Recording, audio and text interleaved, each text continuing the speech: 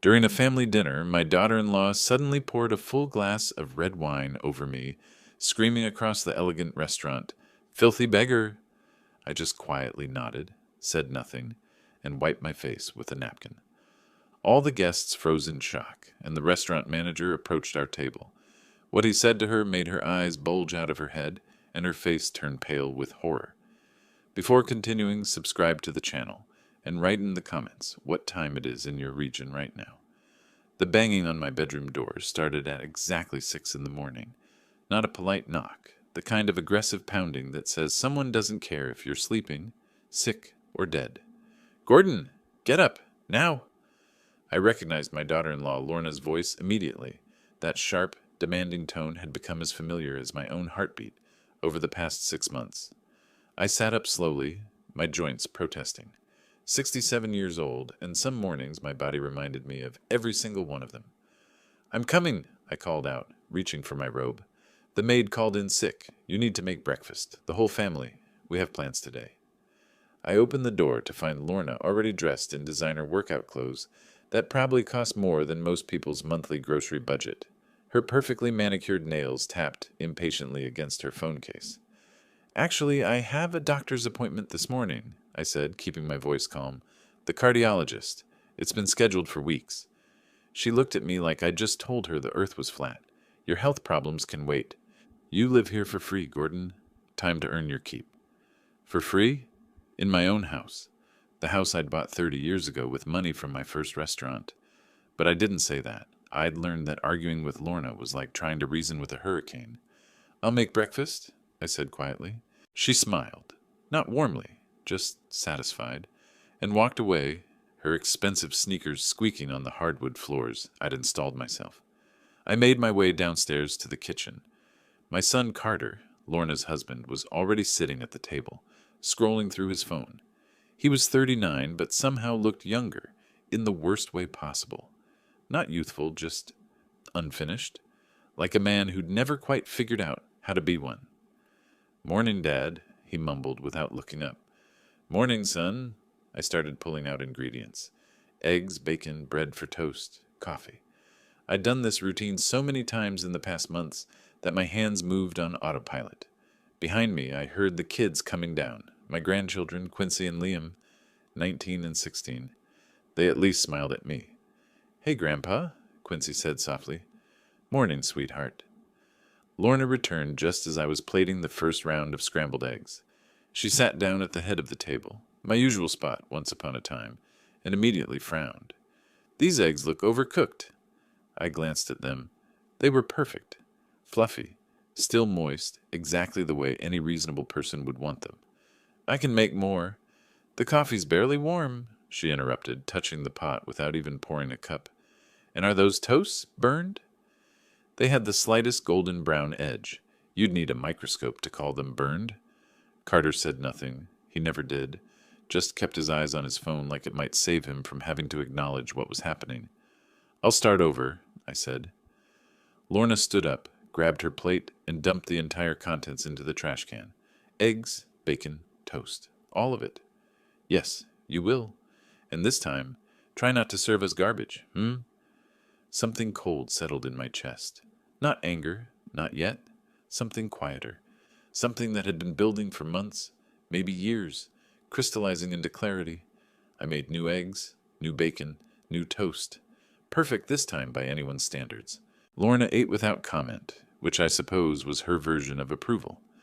After breakfast, she tossed a folded piece of paper onto the counter beside me. "Your tasks for today. Since you're not going to the doctor anymore, you'll have plenty of time." I unfolded it. 15 items. Clean all bathrooms.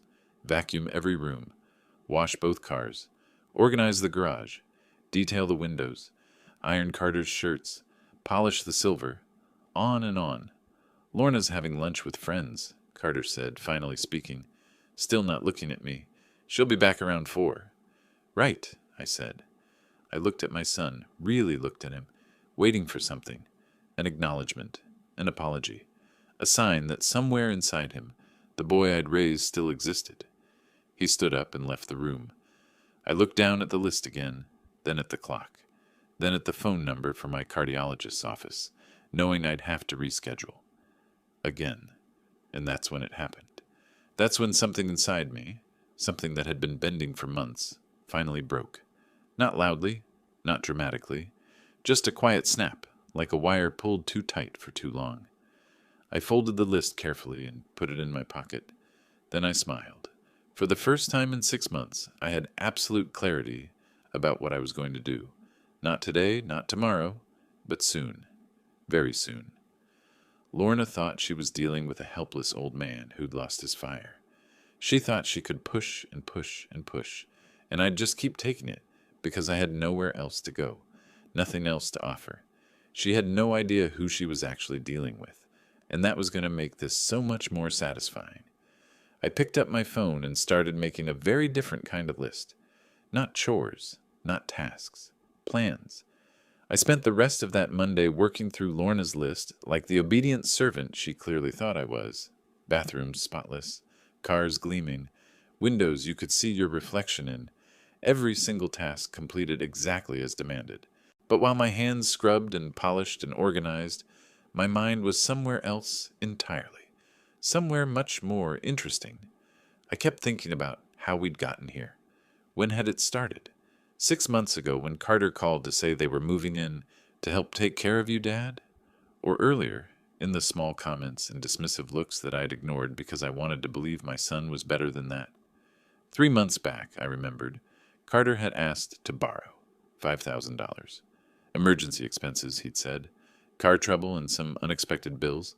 I'd given it to him without question because that's what fathers do.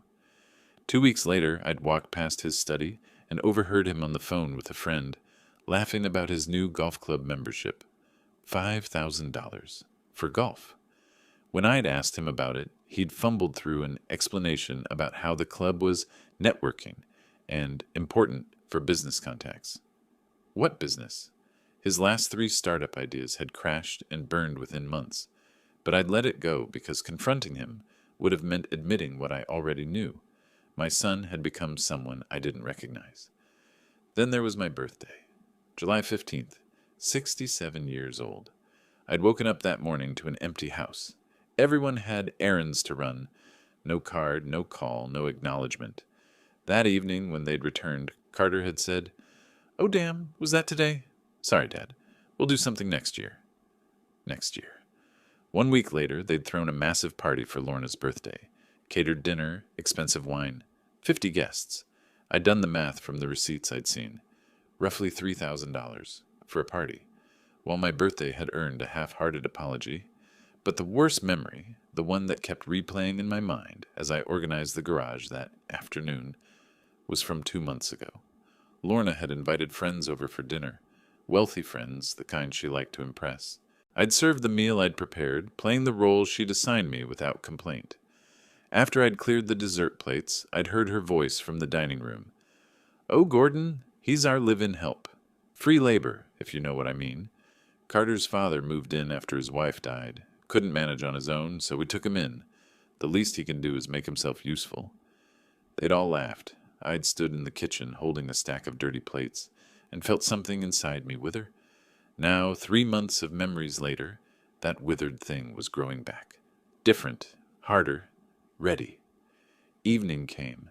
I finished the last task on Lorna's list and made dinner. Salmon, roasted vegetables, rice, pilaf. They ate without thanking me. Standard procedure. After dinner, as I was loading the dishwasher, Quincy appeared in the kitchen. My granddaughter, 19 years old, home from her first year of college. She had her mother's looks, but thankfully none of her personality. "Grandpa?" Her voice was quiet, uncertain. "Can we talk? In your room?" "Of course, sweetheart." We went upstairs to my small bedroom, the smallest bedroom in my own house, because Lorna had declared the master suite more appropriate for the primary couple. I'd moved into what used to be the guest room without argument. Another thing I'd let slide. Quincy closed the door and pulled out her phone. She looked scared. "I need to show you something," she said. "I wasn't snooping, I swear. Mom left her iPad on the kitchen counter yesterday and it was unlocked. And I saw messages and She was talking too fast, her hands shaking. "I took screenshots because I got scared and I didn't know what to do and Quincy, breathe. Show me. She handed me her phone. The first screenshot was a text conversation between Lorna and someone named David Chen, Coldwell Realty. Lorna: when would be the best time to list? I'm thinking as soon as possible after. David Chen: after what, if you don't mind me asking? Lorna: after my father-in-law passes. House is in his name but will go to my husband. I want everything ready to move fast. This is a seller's market. David Chen: I understand. Comparable properties in your neighborhood are listing around $825,000. After commission and fees, you'd net roughly $780,000. Lorna: perfect. Keep this confidential. He doesn't know about our plans. I felt something cold spreading through my chest, but I kept scrolling. The second screenshot was worse. A text to someone saved as Jennifer M. Lorna: can't wait until this situation resolves itself. Carter's dad is such a burden. Jennifer M. how much longer do you think? Lorna: who knows? But the more he works around the house, the better. Doctor said 3 years ago he had a heart condition. All that physical labor can't be good for him. Nature will take its course. Jennifer M. Lorna: that's dark. Lorna: I'm just being practical and honest. Natural selection, right? I read it twice, 3 times, making sure I understood correctly. My daughter-in-law was actively hoping that making me do physical labor would trigger another heart attack, and she was planning to sell my house the moment I died. Grandpa? Quincy's voice was small. I'm so sorry. I thought you should know, but I'm sorry. I looked at my granddaughter, this sweet kid who'd had the courage to show me the truth, even though it meant betraying her mother. I pulled her into a hug. You did the right thing, I said quietly. Don't apologize. And Quincy, don't tell your parents you showed me this. Not yet. Can you do that? She nodded against my shoulder. Are you okay? I will be, I said, and I meant it. After she left, I sat on the edge of my bed for a long time, holding her phone, looking at those screenshots. Natural selection, waiting for nature to take its course. The cold thing in my chest wasn't anger anymore. It was something clearer, sharper. Determination. Lorna wanted to play a waiting game with my life? Fine. I'd play a different kind of game entirely. One she wouldn't see coming because she'd made the critical mistake of underestimating me. She thought I was just a broken-down old man with a weak heart and nowhere to go. She had no idea what I actually was, what I'd built, what I was capable of when pushed too far. I picked up my phone and sent 2 text messages. The first to Kenneth Oliver. Need to meet. Tomorrow. Usual place. Important. The second to Eleanor Bright. Time to update my will and discuss other matters. Can you see me this week? Both replied within minutes. Yes and yes. I lay back on the bed and stared at the ceiling. 6 months. That's how long I'd played the role of the helpless father, the grateful guest, the convenient servant. 6 months of swallowing my pride and my anger because I'd wanted to believe that family meant something. But family is a 2-way street, and my son and daughter-in-law had turned it into a 1-way highway, running straight over me. Time to redirect traffic. I closed my eyes and smiled in the darkness. Let the games begin. The next morning, Tuesday, September 17th, I woke up at 5:30, before the banging could start, before Lorna's demands could fill the air. I had work to do, but not the kind of work she had in mind. I went through my usual routine, made breakfast, cleaned the kitchen, started on the list of tasks she'd left the night before. To anyone watching, I was the same obedient old man I'd been for months, but I'd found my phone's voice recorder app, and every time Lorna spoke to me that day, my phone was recording from my shirt pocket. Gordon, this floor is disgusting. Did you even use cleaner or just push dirt around? Gordon, I need you to drive across town to pick up my dry cleaning. Yes, today. What else are you doing? For the love of... Why can't you do anything right? My mother was right about you. I collected it all. Every dismissive comment. Every casual cruelty. Evidence. That afternoon, while Lorna was out and Carter was in his study pretending to work on whatever fantasy business venture he was chasing this month, I photographed the daily task list she'd left. 15 items again. I photographed the previous week's list, too. I'd kept them all, filed neatly in my desk drawer. Thursday afternoon, I told Carter I needed to run errands. He barely looked up from his laptop.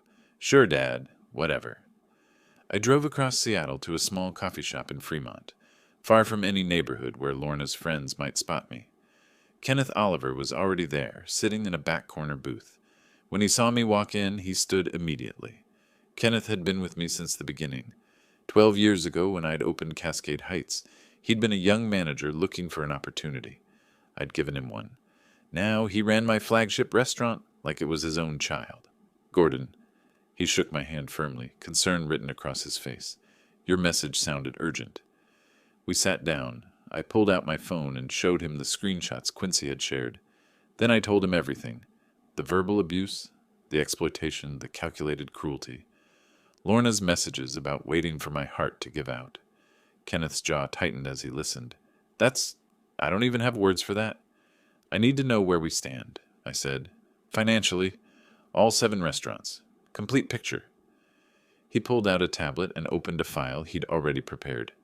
Always efficient, Kenneth. Total portfolio value, roughly $18 million. Net annual profit, $2.1 million. Cascade Heights alone grosses $800,000 yearly.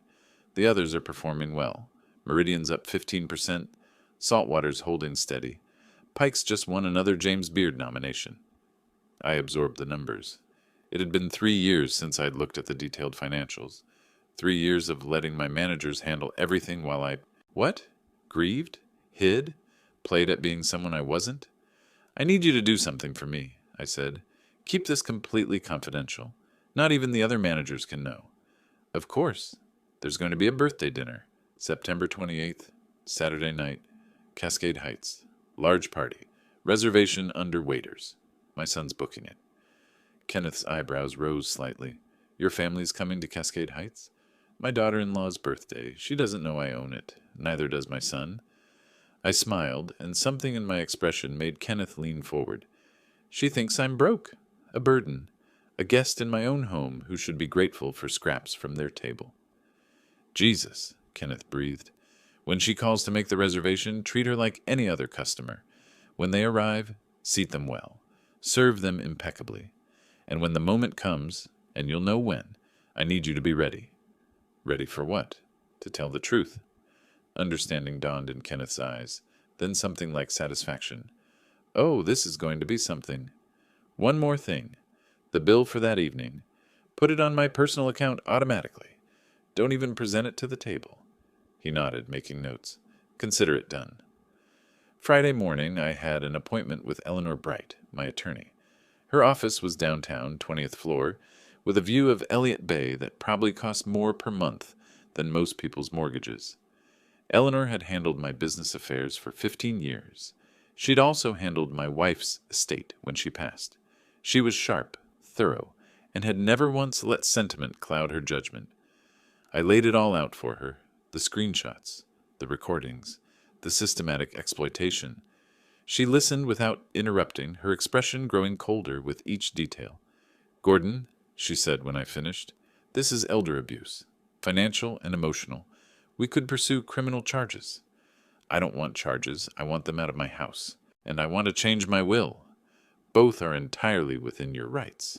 She pulled up documents on her computer. For the eviction, Washington state law is clear. It's your property.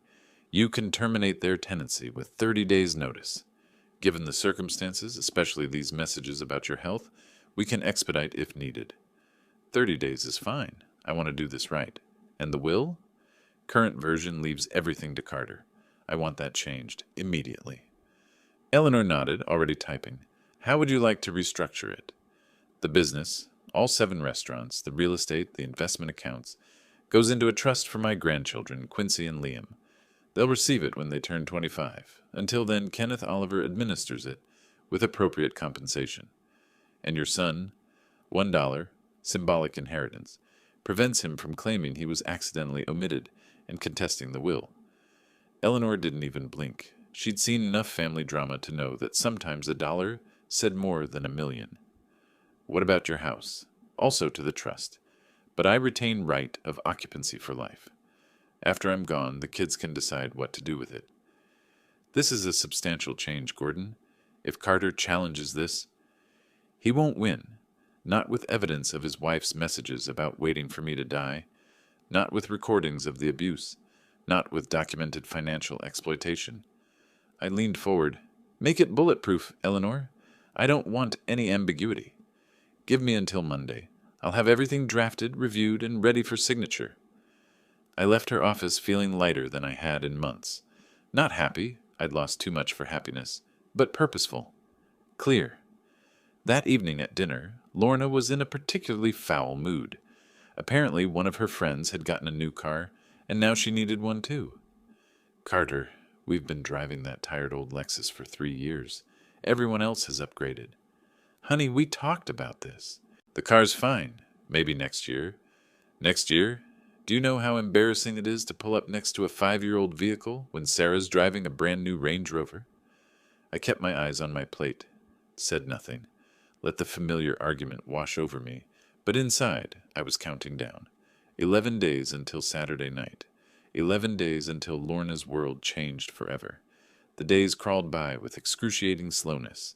I played my role perfectly, the docile father, the grateful house guest, the convenient servant. But now every insult Lorna threw at me, every dismissive gesture from Carter, just added fuel to a fire that was burning cold and steady. Monday morning, September 23rd, Lorna made her announcement at breakfast. We're having my birthday dinner Saturday night at Cascade Heights. She said it like she was announcing a moon landing. I've invited 6 couples, my real friends. That's quite a venue, I said mildly. Expensive? She shot me a look. We can afford it, Gordon. Not that it's your concern. You'll be coming too, of course. Will I? Yes, but dress appropriately. Nothing embarrassing, and sit quietly. I don't want you drawing attention. Carter was studying his coffee like it held the secrets of the universe. Anything to avoid eye contact. Who's covering the bill? I asked, knowing the answer. Carter's handling it, Lorna said quickly. Too quickly. Right, Carter mumbled. I'll take care of it. Later that afternoon, I was in the garage organizing tools, another task from Lorna's endless list, when I heard voices from the kitchen window above me. Carter and Lorna, thinking they had privacy. Just tell the waiter that Dad insists on paying, Lorna was saying. Make a whole thing about how he wanted to treat us. They'll bring him the bill. He'll have to pay it. And we look generous for even letting him come. Are you sure he has that kind of money? Dinner for 14 at Cascade Heights could be $4,000-$5,000. He has it. Trust me, I've seen his bank statements. Some account with about $70,000 in it. Probably his life savings. Perfect. My life savings. Right, if they only knew. I smiled in the darkness of the garage and made a mental note. That $70,000 was from a money market account I kept for household expenses. The real money, the $18 million in business assets, the investment accounts, the property holdings, was invisible to them, as I'd intended. Wednesday, September the 25th. 2 days before Eleanor would have my new will ready. 3 days before the dinner that would change everything. I was in Lorna's walk-in closet, organizing her designer handbags after she'd had them cleaned. Apparently, I'd folded them wrong last time. She appeared in the doorway, arms crossed, face already twisted in anger. Seriously? How difficult is it to arrange bags?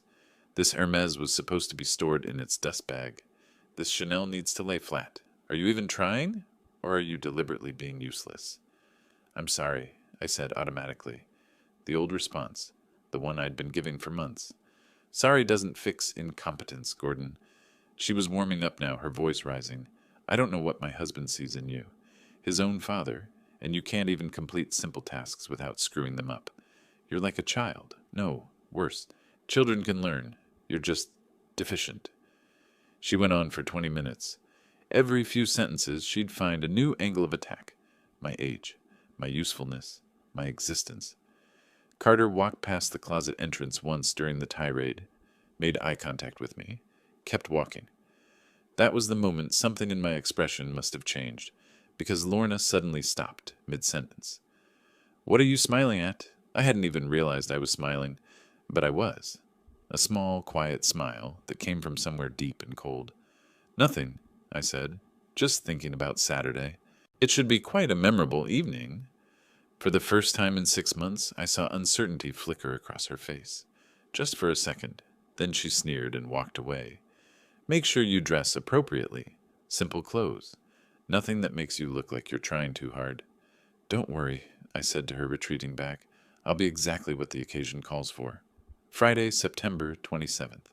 Eleanor called at 10 in the morning. It's done. New will is drafted, reviewed, and notarized. You can come sign today. I told Carter I had an appointment. He didn't ask what kind, didn't care. At Eleanor's office, I read through every page. The trust structure, the administrator provisions, the symbolic dollar for Carter with explicit language about why he was receiving only that amount, the documentation appendix that included references to concerning communications regarding testator's health and estate. I signed my name 12 times. Eleanor witnessed. Her paralegal notarized. Filed with the state as of 3 p.m. today, Eleanor said. Completely legal, completely binding. You're protected, Gordon. Thank you. Are you sure about tomorrow night? You could handle this privately? No. I was very sure. She humiliated me publicly. She'll learn the truth publicly. That's justice. Eleanor nodded slowly. Then I hope it goes exactly as you've planned. That evening, Kenneth texted me. All set for tomorrow. Staff briefed. Table in VIP section. You'll be properly welcomed. I replied. Perfect. See you at 6:30. Lorna spent Friday evening trying on different dresses, recruiting Quincy to give opinions. My granddaughter caught my eye once over her mother's shoulder. There was worry there and hope. I winked at her. Saturday morning, September 28th. The day I'd been planning for 2 weeks felt like it had taken years to arrive. Lorna was in full preparation mode. Hair appointment, nail appointment, last-minute shopping. Carter was pacing nervously, probably calculating the cost of the evening in his head. I stayed out of the way. Spent the afternoon reading in my small bedroom. Waiting. At 5:30, Lorna knocked on my door. We're leaving at 6:15. You're wearing what? I showed her. Plain button-down shirt, dark jeans, simple shoes. Nothing fancy. Nothing that would draw attention. Fine. Good. Stay in the background tonight, Gordon. This is my celebration, not yours. Understood, I said. At 6:15, we loaded into Carter's car, the tired old Lexus that was somehow not good enough for Lorna's image. The drive across Seattle took 40 minutes. Quincy sat next to me in the back seat. At one point, she squeezed my hand. I squeezed back. We pulled up to Cascade Heights at exactly 6:55 p.m. Through the windshield, I could see the building I'd designed, the restaurant I'd built from nothing, the flagship of an empire that nobody in this car knew existed. Lorna checked her makeup one more time. Remember, Gordon, quiet. Don't worry, I said, opening my car door. I'll let my actions speak for themselves. And we walked inside to what would become the most expensive birthday dinner Lorna never wanted. Cascade Heights looked exactly as I remembered it. The warm lighting, the elegant stonework, the floor-to-ceiling windows overlooking Elliott Bay. I designed every detail of this place 12 years ago, and it still took my breath away. The hostess greeted us with a professional smile. Young, maybe 23, with the polished demeanor we trained all our front-of-house staff to maintain. Good evening. Welcome to Cascade Heights. Reservation for waiters, Carter said, his voice tight with nerves. Party of 14. Something flickered in the hostess's eyes when she heard the name. Just a split second of recognition before her professional mask slid back into place. Kenneth had briefed the staff well. Of course. Right this way, please. Lorna swept in ahead of us, her $4,000 dress swishing dramatically. She'd spent 2 hours getting ready, making sure every detail was perfect for her performance tonight. Carter followed in his rented tuxedo. Rented, though he'd die before admitting that to anyone. And me? Plain button-down shirt, dark jeans, simple shoes. Exactly what Lorna had demanded I wear, so I wouldn't embarrass them with pretensions. The irony was delicious. The hostess led us through the main dining room, past tables where people were spending hundreds of dollars on meals they'd remember for years, and into the VIP section, private, secluded, with its own view of the bay. Your table, she said, gesturing to a large setup that could accommodate 14 guests comfortably. Lorna's eyes lit up. Perfect. Absolutely perfect. As the other guests began arriving, I watched the familiar dance play out. Lorna's wealthy friends, or rather people she desperately wanted to impress, arrived in their expensive cars, their designer clothes, their practiced smiles. I recognized a few names. Richard Hutchins, a real estate developer, Stephanie Chen, who ran a boutique marketing firm, Jennifer Morrison, whose family money went back 3 generations. These were Lorna's aspirational circle, the people she wanted to be. They greeted her with air kisses and compliments on her dress. Some nodded politely at Carter. None of them acknowledged me at all. Lorna made sure I was seated at the far end of the table, practically behind the other guests, out of sight, out of mind. The embarrassing relative who had to be included but shouldn't be noticed. I sat down quietly and waited. The ordering began with Lorna playing the generous host. Let's start with champagne. Dom Perignon, I think. And for appetizers, we'll have the oysters, the foie gras, the caviar service. I watched Carter's face grow paler with each item she added to the order. He knew what this was going to cost. Knew they didn't have the money. Knew they were banking on sticking me with the bill. Stephanie leaned toward Lorna with wide eyes. Lorna, this is incredible. How do you manage it? This place is so expensive. Lorna waved a hand dismissively, her wineglass catching the light. Oh, we're doing very well. Carter's working on a major project. Very exciting opportunities. Carter made a sound that might have been agreement. His major project had collapsed a month ago when his investors pulled out, but Lorna needed the illusion more than she needed the truth. The first courses arrived. Oysters on ice, perfectly seared foie gras, caviar with all the traditional accompaniments. The wine flowed, a $500 bottle of Burgundy that Lorna ordered without even looking at the price. I ate quietly, observing. This was Lorna in her element, performing wealth, demanding attention, basking in the envy she imagined she was inspiring. And occasionally, when she thought the other guests weren't listening, she'd throw little comments my way. Gordon, you're being very quiet. That's good. Don't reach across like that. Use proper table manners. Sit up straight. You're slouching. Little cuts. Little reminders that in her hierarchy I ranked somewhere below the furniture. I smiled and said nothing. Around 8 o'clock, as the main courses were being cleared, Richard Hutchins, who'd been drinking steadily and growing louder with each glass, suddenly noticed me for the first time. Lorna, he said, his voice carrying across the table, I don't think we've been introduced to everyone. Who's the gentleman at the end there? The table went quiet. Several heads turned toward me. Lorna's smile turned brittle. She'd been hoping I'd remain invisible all evening. Oh, that's Gordon, Carter's father. Ah, Richard raised his glass toward me. Nice to meet you, Gordon. You must be very proud of your son. I nodded politely. Thank you. He lives with us, Lorna added, her tone shifting subtly. We take care of him. He needed assistance after his wife passed. The way she said assistance made it sound like charity, like they were saints for tolerating my presence. That's very generous of you, Jennifer said, though her expression suggested she found the whole arrangement a bit gauche. Having an elderly relative living with you wasn't exactly the image Lorna had been projecting. Well, you know how it is, Lorna continued, warming to her narrative. She was on her 3rd glass of wine now, and her filter was slipping. We couldn't just abandon family, even though it's been challenging. Challenging how? Stephanie asked, genuinely curious. Wrong question to ask Lorna when she was drunk on wine and validation. Oh, he needs a lot of help around the house. Can't really manage on his own anymore. We provide everything. Housing, food, care. It's quite a responsibility. Carter shifted uncomfortably beside her, but said nothing. He never did. Lorna was just getting started. Richard, oblivious to the growing tension, pressed further. So, Gordon, you help out around the house in exchange for room and board? That's a fair arrangement. Before I could respond, Lorna laughed. A sharp, wine-loosened laugh that carried too far. Help out? That's generous. He does what he can, I suppose. We try to keep him useful. The temperature at the table shifted. Even her friends were starting to look uncomfortable. This wasn't the polished, gracious Lorna they knew. This was something else. Lorna, Carter started, but she talked over him. No, it's fine. We're all adults here. Gordon lives with us rent-free. The least he can do is earn his keep, right?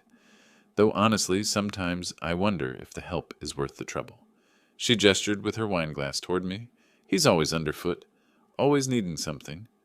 I remained perfectly still, calm, waiting. Jennifer Morrison looked like she wanted to be anywhere else. Lorna, maybe we should... we feed him, house him, take care of all his needs. And what do we get? An old man who can barely manage simple tasks. It's exhausting. Richard, finally sensing he'd stumbled into something, tried to pivot the conversation. Well, I'm sure Gordon does his best. His best? Lorna stood up abruptly, her chair scraping against the floor. She was fully drunk now, all pretense abandoned. Her voice rose, commanding the room. His best is taking up space. His best is being a burden. His best is living off our generosity, while contributing nothing. The entire VIP section had gone silent. Even the waitstaff had frozen. You know what? Lorna grabbed her wineglass, still half full of deep red burgundy. Let's make a toast to honesty, to calling things what they are. She walked toward me, unsteady in her heels. Carter half rose from his seat, panic finally breaking through his usual passivity. Lorna, don't... But she was beyond listening. She stood in front of me, swaying slightly, her face flushed with wine and righteousness. A toast, she announced to the horrified room. To freeloaders. To people who take and give nothing back. To... She tipped her glass forward, and red wine splashed across my face, cold and shocking. It ran down my cheeks, stained my shirt, dripped onto my jeans. Beggars who pretend to be family. Silence. Complete, suffocating silence. Even Lorna seemed shocked by what she'd just done. She stood there, empty glass in hand, breathing hard. I slowly reached for my napkin, wiped my face with deliberate care, folded the napkin neatly and set it on the table. Then I stood up, calm, composed, and I gestured to our waiter. Excuse me, could you please ask Kenneth Oliver to come to the table? The waiter's eyes widened slightly. He knew exactly who Kenneth was, and he practically ran toward the kitchen. What are you doing? Lorna hissed. The wine was beginning to clear from her system, replaced by something that looked like worry. Just requesting to speak with the manager, I said mildly. Isn't that what one does when there's been an incident? 30 seconds later, Kenneth entered the VIP section. He walked straight to our table, his expression professionally neutral, and when he reached me, he did something that made the entire room gasp. He bowed, deep and respectful. Mr. Waiters, I apologize for not greeting you when you arrived. I wasn't aware you'd be dining with us this evening. Lorna's face went white, then red, then white again. What? She stammered. Kenneth straightened and smiled at her, though the smile didn't reach his eyes. I'm Kenneth Oliver, the general manager here at Cascade Heights. Can I help you with something? You know him? Jennifer asked, pointing at me. You know Gordon? Kenneth looked genuinely confused by the question. Know him? Ma'am, I work for him. Gordon Waiters is the owner of Cascade Heights. He's the owner of all 7 of our restaurants here in Seattle. The silence that followed was absolute. I watched Lorna's face cycle through emotions. Confusion, disbelief, comprehension, horror. Richard Hutchins spoke first, his voice barely above a whisper. You own this restaurant? And 6 others, yes, I said calmly. I built the first one 15 years ago. Grew the business from there. Kenneth here has been with me for 12 years. He runs Cascade Heights beautifully. But you... Lorna couldn't form complete sentences. Her brain was trying to reconcile the shabby old man she'd humiliated with the reality standing before her. You live in our house. You don't have money. I live in my house, I corrected gently. The house I bought 30 years ago.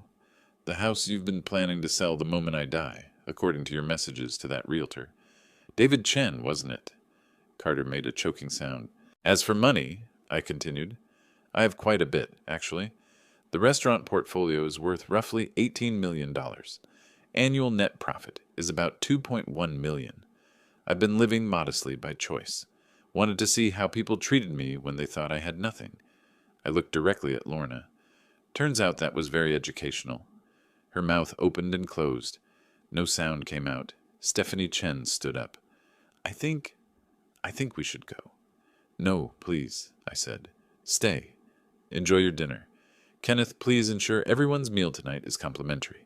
Put it on my personal account. Of course, Mr. Waiters. I turned to Lorna one final time. Happy birthday, Lorna. I hope this evening has been everything you hoped for. Then I walked out of my restaurant, leaving behind a table full of people whose opinions Lorna had desperately wanted to impress, all of them now staring at her with a mixture of shock, pity, and judgment. The look on her face would stay with me for a long time. It was the exact moment she realized she'd destroyed everything. I drove home alone that night. The silence in my car felt different than the silence I'd endured for the past 6 months. This was peaceful, satisfying, the kind of quiet that comes after speaking a truth you've been holding back for too long. Behind me, I'd left chaos. Lorna trying to explain. Carter frozen in shock. 14 guests who'd witnessed the complete destruction of the image Lorna had spent years constructing. I wondered how long they'd stayed after I left, whether Lorna had tried to salvage the evening or if she'd fled in humiliation. Either way, the damage was done. My phone started ringing around 10 p.m. Carter. I let it go to voicemail. He called again, and again, 6 times before he finally gave up. The message he left was predictable. Dad, please, we need to talk. I don't understand. Please call me back. I deleted it. Sunday morning, September 29th. I slept in for the first time in months. No banging on my door, no demands for breakfast. Just sunlight filtering through my bedroom window and the distant sound of seagulls over the bay. It was glorious. Around noon, I heard the front door open, footsteps in the hallway. Carter and Lorna, returning from wherever they'd spent the night. Probably drove around for hours trying to process what had happened. I stayed in my room, reading until I heard them settling into the living room. Then I got dressed and went downstairs. They were sitting on the couch. Lorna looked like she hadn't slept. Makeup smeared, hair disheveled, still wearing that $4,000 dress that now seemed like a costume from a play that had closed badly. Carter just looked hollow. I stood in the doorway and waited for them to notice me. Dad, Carter started. You have 30 days, I said calmly, to find other housing. This is my house, and I want to live here alone. Lorna's head snapped up. You can't be serious. I'm completely serious. 30 days. Washington state law is very clear on this. But we live here. Her voice was rising toward hysteria. We have rights. You have the right to 30 days' notice, which I'm giving you now. Eleanor, my attorney, has already prepared the paperwork. It'll be formally delivered tomorrow. Carter found his voice. Dad, I know last night was... I know Lorna shouldn't have... Shouldn't have what? I asked. Thrown wine in my face? Called me a beggar? Told her friends I was a burden? Which part shouldn't she have done, Carter? He had no answer. Or maybe, I continued, you mean she shouldn't have done it publicly? That it was fine when she did it privately every day for 6 months? That's not... I didn't... You didn't what? Didn't notice? Didn't care? Or just didn't have the spine to stop it? Lorna stood up, trembling with rage. You manipulative old man. You lied to us. You let us think you were poor. I never said I was poor. You assumed. Because it suited the narrative you wanted. The helpless father-in-law you were graciously taking care of. We did take care of you. I pulled out my phone. I have recordings, Lorna. Months of them. Every insult. Every demand. Every cruelty. And I have the screenshots Quincy showed me. Your messages about selling my house after I die. About how my physical labor might speed up my heart condition. Her face went white. So please, I said quietly, tell me again about how you took care of me. The fight went out of her. She sank back onto the couch, and for the first time since I'd known her, Lorna had nothing to say. 30 days, I repeated. Use them wisely. I went back upstairs and left them there. Monday, October 1st. Carter tried a different approach. He came to my room alone, knocked gently, asked if we could talk. About what? I asked through the door. Family. Dad, we're family. Doesn't that mean something? It did. Once, when family meant mutual respect and support. But you redefined it, made it mean servitude and exploitation. So no, Carter, it doesn't mean what you think it means anymore. Silence. Then quietly, what about Quincy and Liam? They're welcome here any time. This is about you and Lorna, not them. More silence. Then footsteps walking away. Tuesday, October 2nd, I got a call from Eleanor. They've hired an attorney, she said. Someone named Marcus Pemberton. Not impressed. He's mostly divorce work, but he's aggressive. What are they claiming? Oral contract for caregiving services. They're saying you promised them the house in exchange for taking care of you. They want compensation for 6 months of unpaid labor. I laughed. Couldn't help it. Unpaid labor? That's what they're calling it. I'll handle it. Between your recordings, the documentation of their actual living situation, and those screenshots about your health, they don't have a case. Pemberton knows it too. This is a Hail Mary. Good.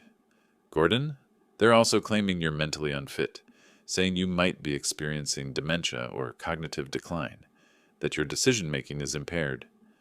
That stung more than I expected, because I won't let them exploit me anymore. Because they're desperate. Don't worry. We'll get you a cognitive evaluation.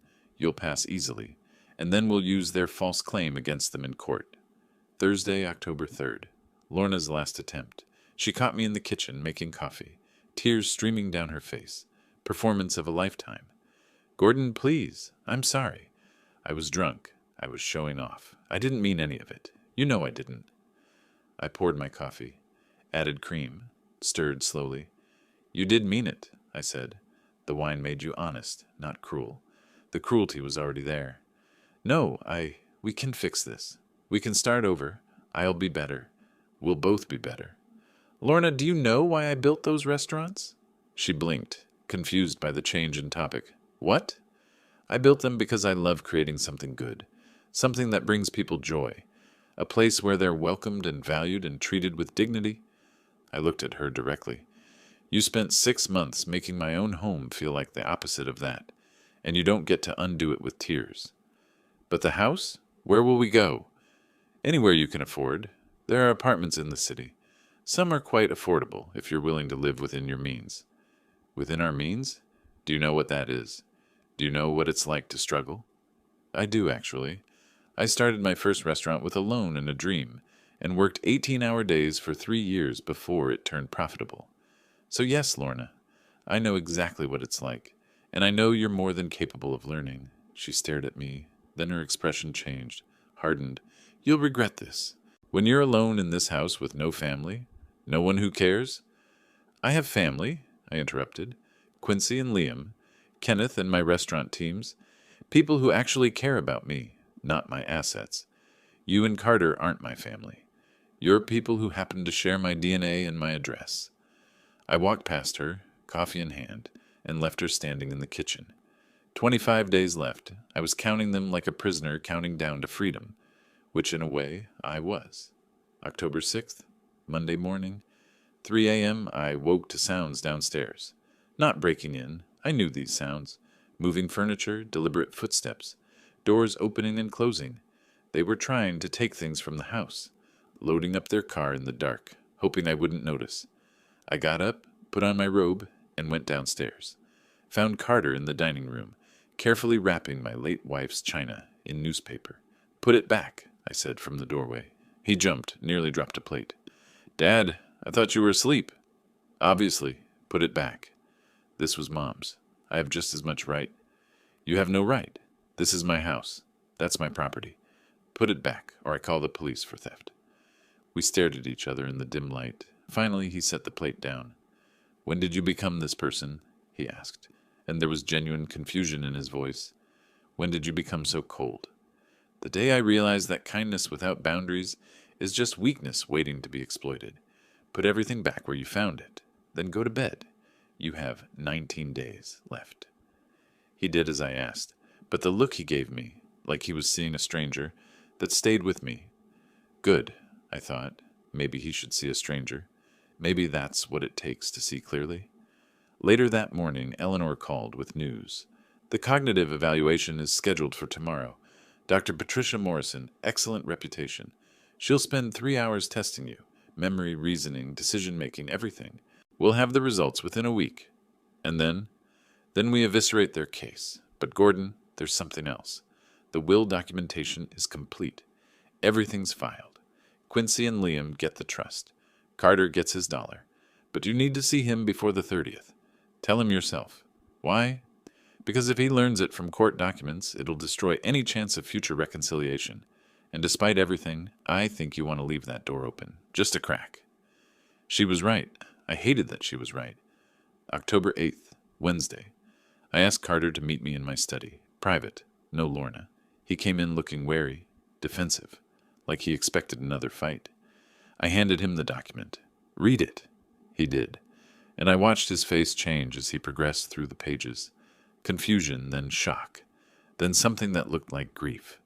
$1, he said finally. His voice was barely above a whisper. You're leaving me $1. It's standard practice.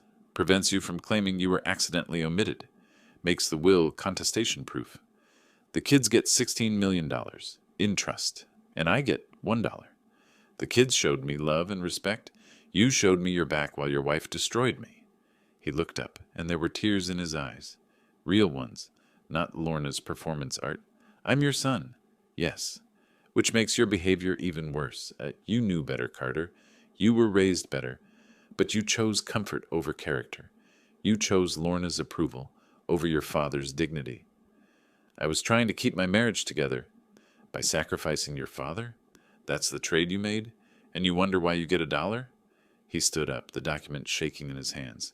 You know what? Fine. Keep your money. Keep your house. Keep everything. I don't need it.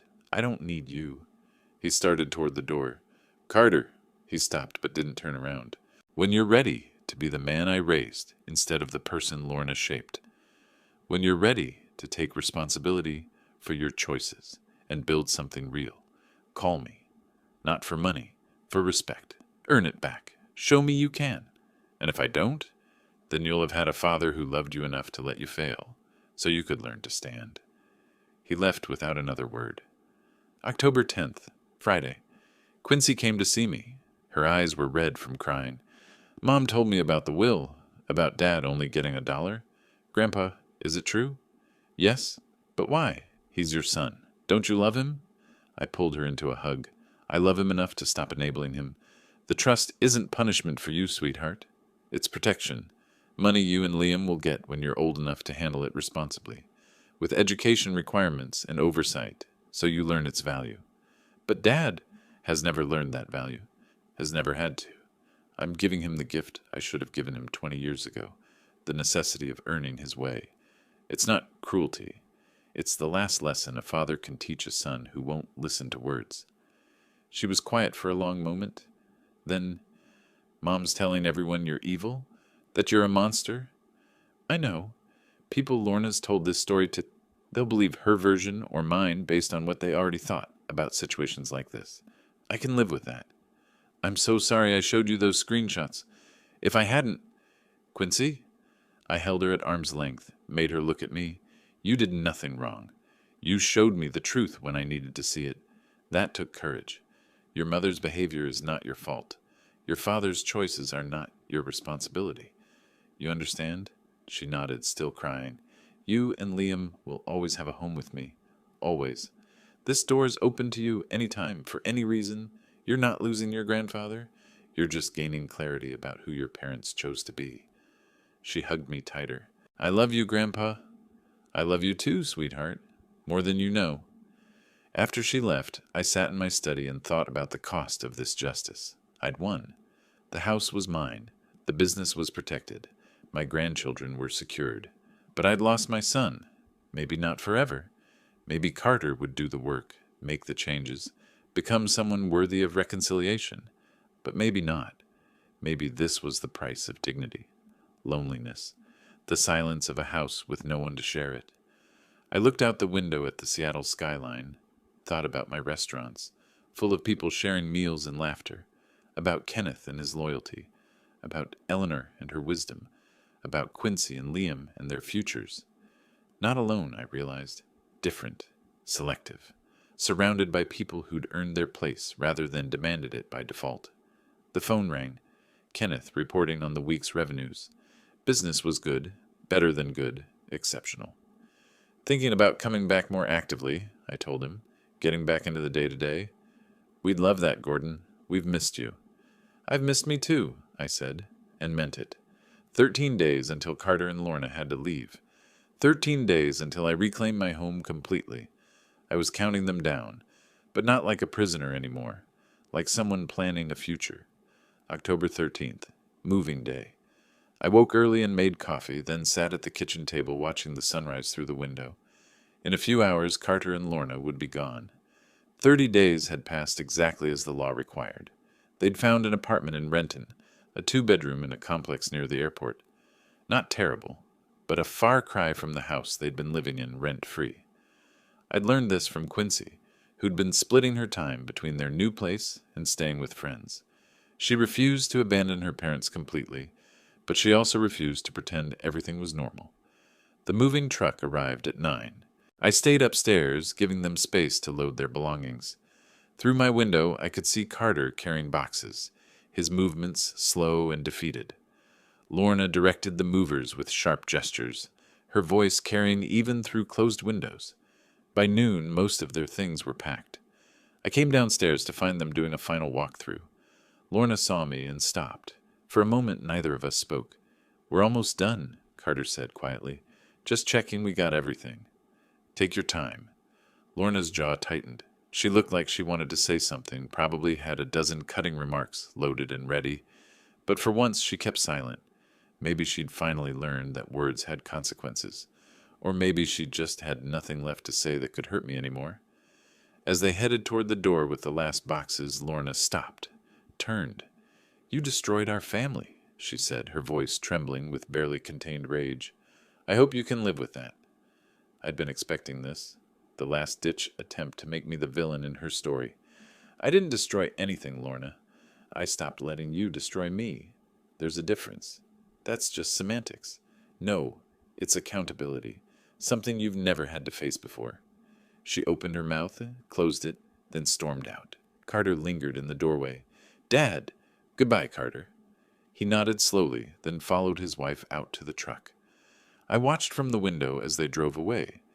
33 days after that morning when Lorna had pounded on my door demanding breakfast, my house was finally mine again. The silence was profound. I spent the afternoon doing nothing, just sitting, breathing, existing in space that was truly my own for the first time in months.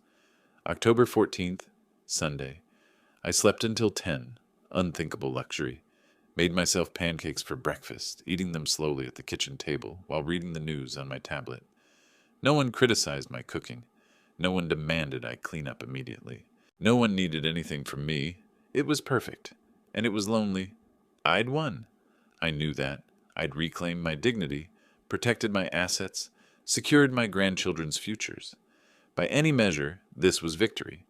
But victory had a price, and I was paying it in the currency of family. Around 3 p.m., Quincy texted, "Can I come over?" "Always," I replied. She arrived 20 minutes later, carrying a bag from my favorite bakery. We sat in the living room, eating croissants and drinking coffee. And for a while, we didn't talk about the elephant in the room. Finally, she said, "Dad's really struggling. He got a job, just entry-level sales, but it's something. Mom hates it, says it's beneath them." "How are you handling it?" "I'm okay. Liam's taking it harder. He doesn't understand why everything changed so fast. He thinks you hate them." "I don't hate them, sweetheart. I just can't allow them to treat me that way." "I know. I get it. It's just hard watching them fall apart." "They're not falling apart. They're learning to stand on their own. It feels like falling because they've never done it before." She was quiet for a moment. "Grandpa, are you lonely?" The question caught me off guard, not because it was intrusive, but because it was perceptive. "Sometimes," I admitted, "but lonely is better than diminished. I'll take solitude over disrespect any day."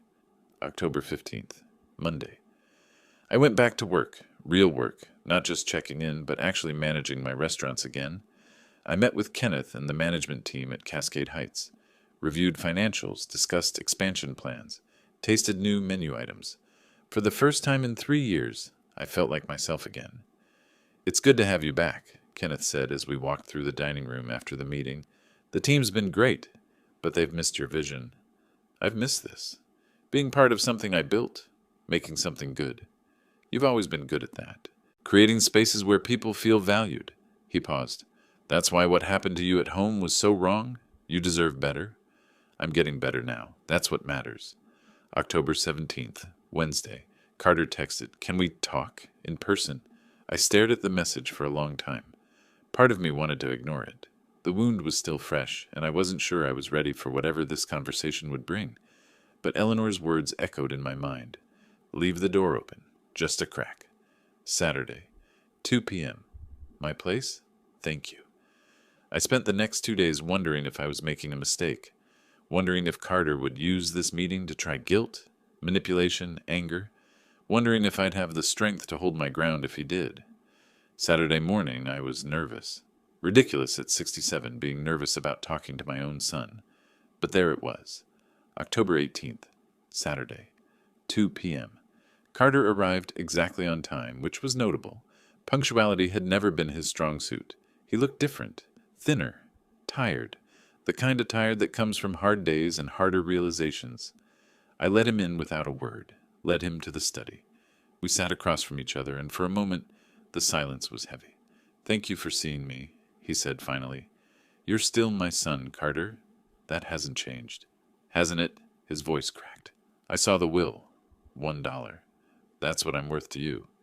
That's what you earned through your choices. The dollar is legal protection, not a valuation of your worth as a human being. He nodded, eyes filling with tears. I know. I know what I did. What I let happen. I was weak, Dad. I was so focused on keeping Lorna happy that I forgot about keeping myself decent.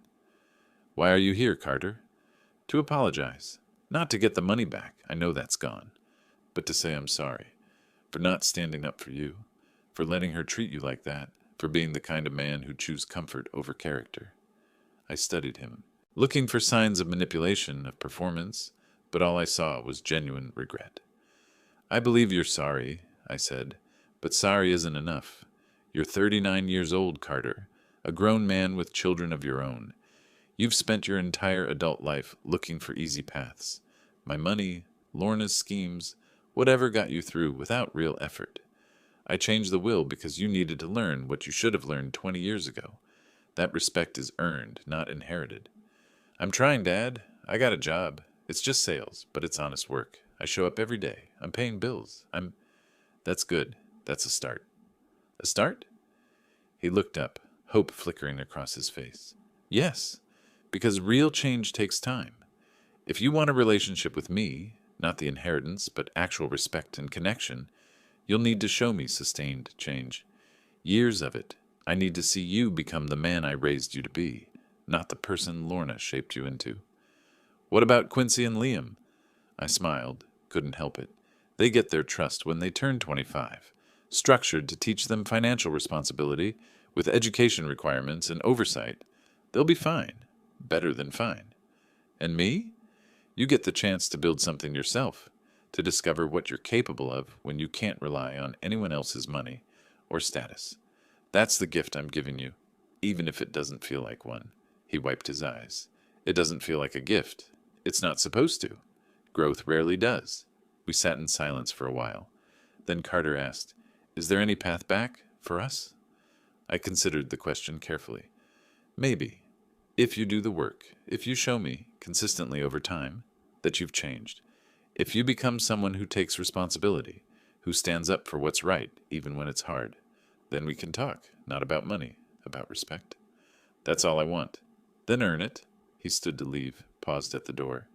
I love you, Dad. I know I didn't show it, but I do. I know.